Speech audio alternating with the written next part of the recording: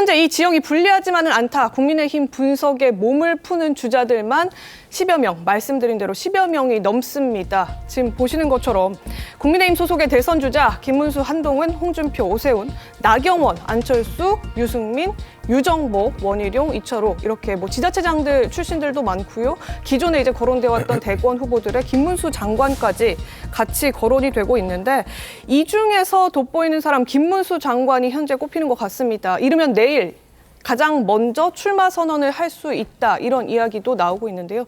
지난 주말 지지자들이 직접 김문수 장관 자택 앞에서 대선 출마를 촉구하는 상황까지 벌어졌습니다. 진짜 본인의 의중 어떤지 들어보겠습니다.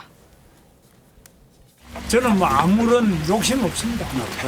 다만 이 나라가 이렇게 가서는 안 되지 않습니까? 우리 국민 모두와 함께 힘을 합쳐서 조금 우리가 차이가 있더라도 힘을 합쳐서 반드시 이 나라 민주주의를 꼭 이룩하는 그런 좋은 출발점이 되길 바랍니다. 입당을 언제 하실 겁니까? 봐서 하겠습니다. 출마 계획이 있으신 건가요? 계획은 뭐 특별히 지금 대통령 선거 저는 계획한 건 없습니다.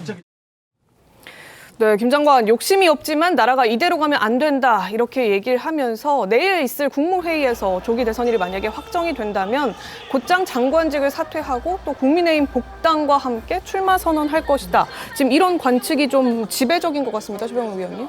글쎄 그 관측이 맞아 보이죠? 왜 그러냐면 사실은 본인은 지금 국민의힘 당적을 가지고 있지도 않습니다. 네. 그런데 본인에 대한 출마 촉구를 하는 시민단체 그 모임에 본인이 모습을 나타냈단 말이죠. 뭐 초청을 받았겠죠.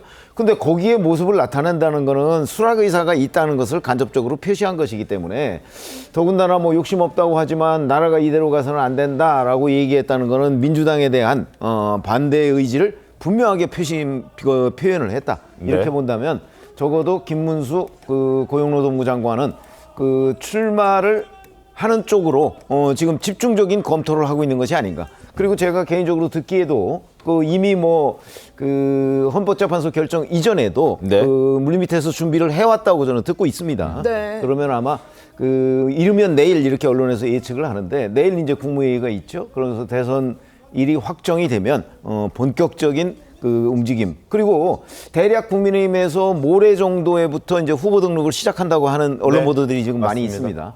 그러면 결국 내일 정도밖에 기회가 없는 거 아닌가요? 그러면 김문수 장관도 아마 내일 장관직을 사퇴하면서 곧바로 출마 선언을 사실상 공식화할 가능성이 대단히 높다 이렇게 보시면 맞습니다. 국민의힘 지지층들 사이에서는 김문수 장관이 과연 대권에 출마할까, 출마 선언을 할까, 이게 이제 관심사이긴 합니다.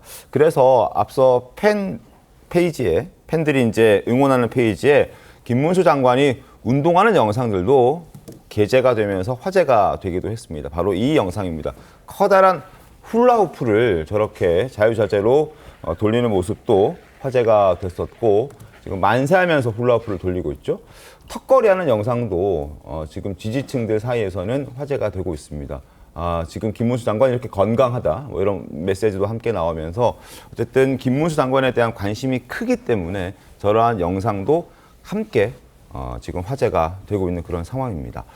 김 장관 본인 또한 대권에 대해서 말을 아꼈지만 강점을 드러내면서 간접적으로 출마할 마음이 있다라는 걸 시사했습니다. 그 목소리 들어보겠습니다.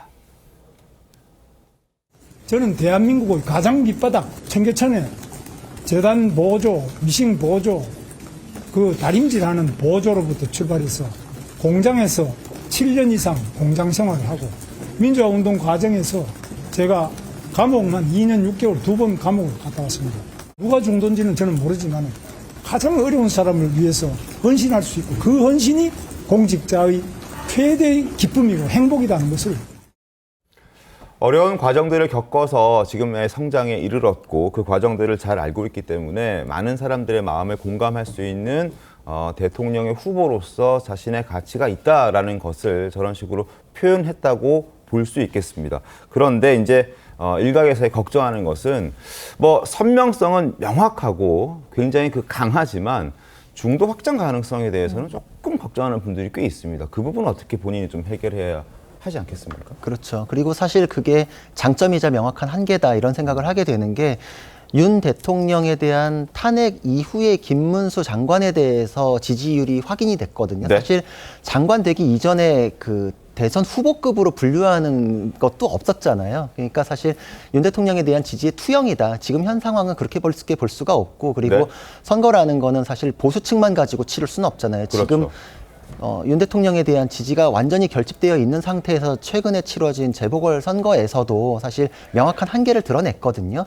그거는 대선에 있어서는 중도층에 대해서 호감을 얻어야 되는데, 김문수 장관으로서는 사실 그 이전에 대선 후보로서 계속 자신의 존재감을 스스로가 빛을 발해왔던 것도 아니었고, 지금 이제 탄핵이 인용되고 났을 때는 윤 대통령을 중심으로 해서 모였던 그것도 사실 균열이 갈 수도 있기 때문에 김문수 장관이 지금 구도상으로는 다시 또 윤석열 대 이재명의 구도를 투영시키는 어떤 그런 매개체밖에 안 될 수 있는 가능성이 있기 때문에, 저로서도 경선의 흥행을 위해서는 뛰어드는 건 좋다 이렇게 네. 생각을 하지만, 결국 후보가 되었을 때는 구도상으로는 국민의힘이 좀 더 힘들어질지 않을까 이런 걱정이 있습니다.